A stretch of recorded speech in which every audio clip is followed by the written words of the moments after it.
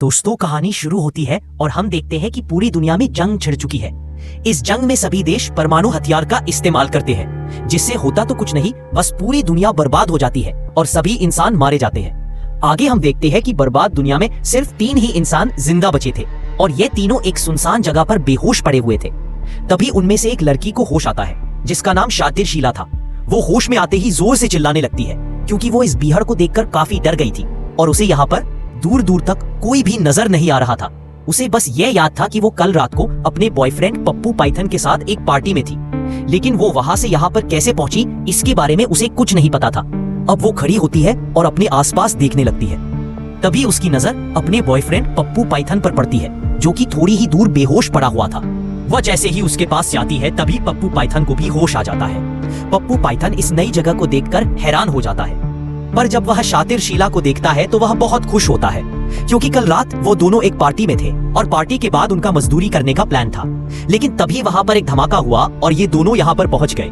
उनको ये नहीं पता था कि वो दोनों यहाँ पर कैसे पहुंचे, लेकिन एक दूसरे को जिंदा देखकर वो दोनों बहुत खुश थे। आगे उन दोनों की नजर तीसरे बेहोश आदमी पर पड़ती है, जिसका नाम बरमूडा बुरक हमार था। सिर देखते ही देखते बरमूडा को भी होश आ जाता है और इस नई जगह को देखकर वह भी हैरान हो जाता है, लेकिन फिर अपने आप को जिंदा पाकर वह बहुत खुश था।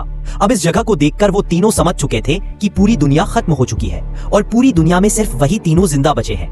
थोड़ी देर बाद वो तीनों आगे बढ़ने लगते हैं ताकि वो लोग रहने की कोई जगह ढूंढे। इसके साथ ही भूख और प्यास की वजह से भी वो तीनों बहुत परेशान थे।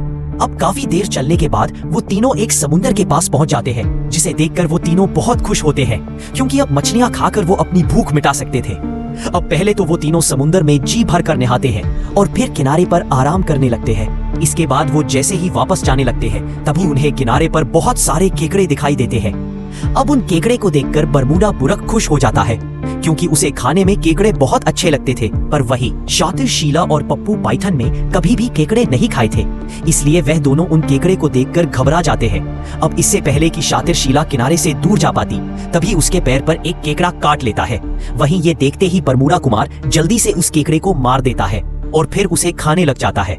उधर शातिर शीला एक तरफ बैठकर अपना पैर देखने लगती है। तभी उसे